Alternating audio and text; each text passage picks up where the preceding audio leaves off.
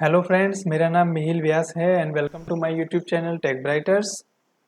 Friends, आज का जो हमारा वीडियो होने वाला है जावास्क्रिप्ट के ट्यूटोरियल का, वो होगा ऑपरेटर्स के ऊपर। तो बाकी के जो हमने वीडियो अब तक देखे थे वो क्या थे कि आउटपुट कैसे देता है, वेरिएबल्स कैसे बनते हैं, फिर उनकी डेटा टाइप्स कैसे चेक कर सकते हैं, और फिर था कि लिटरल्स का कैसे यूज़ होता है जावास्क्रिप्ट के अंदर। आज हम जानने वाले हैं ऑपरेटर्स के बारे में। तो बेसिकली पहले तो फ्रेंड ये जानना होता है कि ऑपरेटर्स होते क्या है। ऑपरेटर्स का मतलब क्या होता है कि अगर मान लो कि आपके पास कोई दो वैल्यूज है, ठीक है, आप उनको कंबाइन करके कोई एक वैल्यू लेते हो या बनाते हो, ठीक है, तो वो होता है, वो जो ऑपरेशन करेंगे वो होते हैं ऑपरेटर्स। ऑपरेटर्स क्या एक सिंबॉलिक प्रेजेंटेशन है, जो भी ऑपरेशन आपको करना है तो वो वैल्यू को कंबाइन करके आउटपुट देगा आपको, वो होता है ऑपरेटर्स का काम, ठीक है। बहुत सारे ऑपरेटर्स है जावास्क्रिप्ट के अंदर, जैसे कि असाइनमेंट ऑपरेटर ले लीजिए, कंपैरिजन ऑपरेटर ले लीजिए, एरिथमेटिक ले लीजिए, bitwise, logical, post fix and prefix, फिर आता है स्ट्रिंग ऑपरेटर्स। अब ये जो है राइट साइड पे आप देख रहे हो वो सारे सिंबल्स है कि अगर असाइनमेंट ऑपरेटर्स है तो किस तरह के उनके सिंबल्स होते हैं असाइनमेंट के लिए।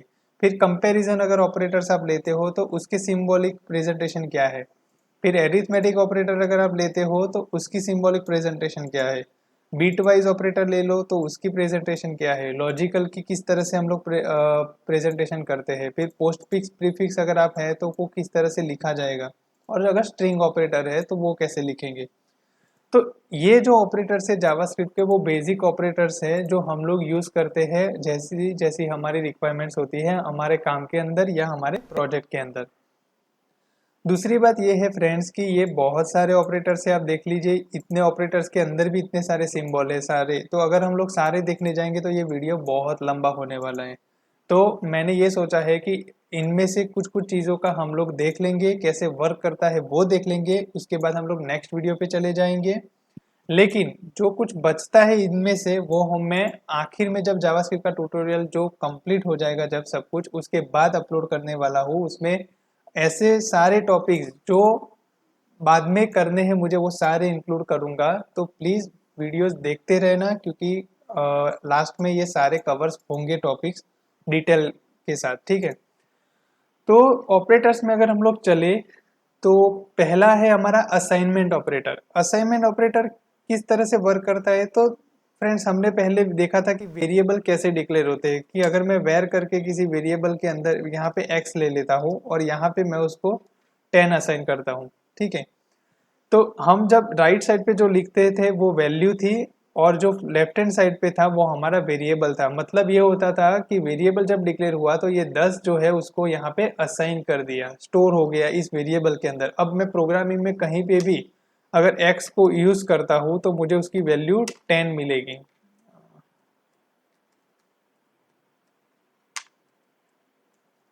राइट, एक्स किया मैंने यहाँ पे, अब मैं यहाँ पे रन करवाने के लिए जा रहा हूँ तो ये देखो मुझे अब 10 मिलेगी। मतलब ये तो कंफर्म था, हमने ये देखा था जब हमने वेरिएबल पढ़े थे। लेकिन जो असाइनमेंट ऑपरेटर था इक्वल टू, इसका मतलब हुआ कि x के अंदर 10 असाइन हुआ है। इक्वल टू की वजह से हमको पता चलता है कि वो असाइन हुआ है इसके अंदर, ठीक है। अब x प्लस इक्वल टू में कर रहा हूं यहाँ पे 20। अब इसका आउटपुट क्या आता है वो चेक करते हैं, 30 आ गया। तो ये असाइनमेंट का एक और ऑपरेटर है जिसके अंदर क्या हो रहा है कि x की वैल्यू पहले 10 थी, उसके बाद मैंने क्या लिखा, x प्लस इक्वल टू 20। उसका मतलब क्या है, x की वैल्यू यहाँ पे अब 10 मिल रही है, तो ये जो आपकी लाइन है वो इस तरह से वर्क करेगी, 10 equal to 20 plus equal to 20, इस तरह से हुआ। मतलब इनडायरेक्टली ये वर्क किया इस तरह से, ठीक है। और मैंने x किया था तो यहाँ पे इस तरह से वर्क हुआ। तो बैकएंड जो कॉल हुआ, इस लाइन का जो बैकएंड है ना, वो कुछ इस तरह से कॉल हुआ आपका, ठीक है। ये होते हैं असाइनमेंट ऑपरेटर। अगर मैं यहाँ पे माइनस कर देता हूँ, अगर मैंने -20 किया है यहाँ पे, ठीक है, अब मैं यहाँ पे रिफ्रेश कर रहा हूँ तो ये देखिए -10 आ गया। तो ये लाइन जो आपकी थी अब ये इस तरह से कुछ वर्क करने लगेगी, और यहाँ पे जो होगा वो इस तरह से वर्क करेगा, ठीक है। तो इस तरह से जो बैकएंड है वो आपका वर्क कर रहा है। तो असाइनमेंट ऑपरेटर बाकी के सारे है वो आप खुद से भी प्रैक्टिस कर सकते हो इस तरीके से, ठीक है, उसमें कोई प्रॉब्लम नहीं है, ठीक है। तो ये था हमारा असाइनमेंट ऑपरेटर किस तरह से वर्क करेगा। उसके बाद आता है कंपैरिजन ऑपरेटर। अब कंपैरिजन ऑपरेटर किस तरीके से काम आता है और क्यों काम आता है वो देखते हैं। इसको मैं कमेंट आउट कर देता हूँ। ओके, अब मान लीजिए कि मेरे पास एक नेम है और इसमें मैं ले लेता हूँ कि टेस्ट, यहाँ पे डाल दिया मैंने। फिर एक और वेरिएबल ले लेता हूँ एल नेम और यहाँ पे मैं डाल देता हूँ डेमो। अब हमारा ऑपरेटर क्या है? कंपैरिजन, मतलब कंपैरिजन करना है। ठीक है, तो मैं यहाँ पे ये कर सकता हूँ name is equal to L name. ठीक है, एल नेम।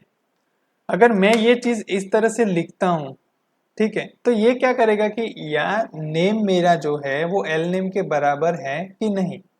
ठीक है, उसके बाद मैं मेरा कोई लॉजिक लिख सकता हूँ। अगर मैं इफ कंडीशन में इसको लिखूँ कि भाई मेरा इफ करके मैं लिखता हूँ कि नेम इज इक्वल टू अगर मेरा एल नेम आ रहा है तो मेरा कुछ प्रोसेस होना चाहिए, अदरवाइज नहीं होना चाहिए। जैसे कि इफ किया, फिर यहाँ पे मैं लिखता हूँ अलर्ट, या फिर डॉक्यूमेंट डॉट राइट ही लिखते हैं। ठीक है, डॉक्यूमेंट डॉट राइट लिख दिया। हम लिखते हैं यहाँ पे इफ। ये जो इफ एल्स अभी लिख रहा हूँ मैं वो हम लोग बाद में ऑलरेडी पढ़ने वाले हैं, तो टेंशन मत लीजिएगा कि ये सब क्या हो रहा है। अभी सिर्फ आपको समझाने के लिए कर रहा हूँ, क्योंकि हमें समझना है कि कंपैरिजन ऑपरेटर चलते कैसे हैं। ठीक है, मैंने यहाँ पे इस तरह से लिख दिया है। रिफ्रेश करूंगा, ये देखो एल्स में आ गया। क्यों? क्योंकि जब मैंने कंपैरिजन ऑपरेटर का यूज किया यहाँ पे कि भाई मुझे ये चेक करना है कि ये दोनों वैल्यू अगर सेम आ रही है तो मेरा इफ में जाना चाहिए, अदरवाइज वो एल्स में जाना चाहिए। अब मैं यहाँ पे टेस्ट कर देता हूँ। तो जब मैंने टेस्ट किया और यहाँ पे रिफ्रेश किया तो ये देखो इफ में आ गया, क्योंकि वैल्यू अब सेम है। और यही चीज मैं नंबर्स पे भी कर सकता हूँ कि 25 लिया और यहाँ पे भी मैं यहाँ पे 25 कर रहा हूँ, दोनों में 25 आ रहा है। ठीक है, तो यहाँ पे देखो इफ ही आ रहा है, कोई प्रॉब्लम नहीं आ रही है। तो अगर आपके पास ऐसा कोई केस आ रहा है कि नहीं भाई मुझे कंपैरिजन करना पड़ेगा और उसके बाद हमारा कुछ लॉजिक लगाना है, तो आप कंपैरिजन ऑपरेटर का यूज कर सकते हो। यही चीज मैं ग्रेटर इक्वल टू से भी कर सकता हूँ। मतलब मान लो कि मैं लेस देन ऑपरेटर का यूज कर रहा हूँ। ठीक है, अब लेस देन का करूंगा तो ये एल्स में चला जाएगा। क्यों जाएगा? क्योंकि दोनों की अभी वैल्यू सेम है। ये क्या कहती है कंडीशन कि मेरा जो नेम का वेरिएबल है वो लेस देन होना चाहिए मेरे एल नेम से। तो अगर मैं यहाँ पे 25 की जगह पे 22 लिखता हूँ तो अब यहाँ पे इफ में जाएगा। क्यों? क्योंकि अब ये कंडीशन सेटिस्फाइड है।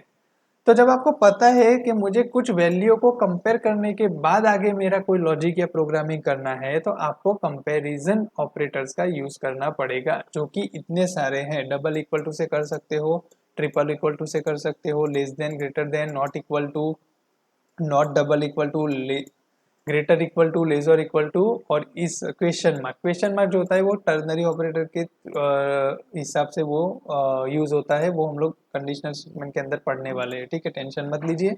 ओके, सबसे बड़ी बात यह आती है कि कंफ्यूजन और क्वेश्चन अगर इंटरव्यू के पर्पज से अगर आपको पूछा जाएगा तो क्या होगा, वो भी हम लोग देखते हैं। क्या होता है कि जब मैं यहाँ पे कंपेयर कर रहा हूँ डबल इक्वल टू के साथ, ठीक है, तो कोई प्रॉब्लम नहीं है। लेकिन अगर मैं यहाँ पे ट्रिपल इक्वल टू कर रहा हूँ, उसका मतलब क्या है?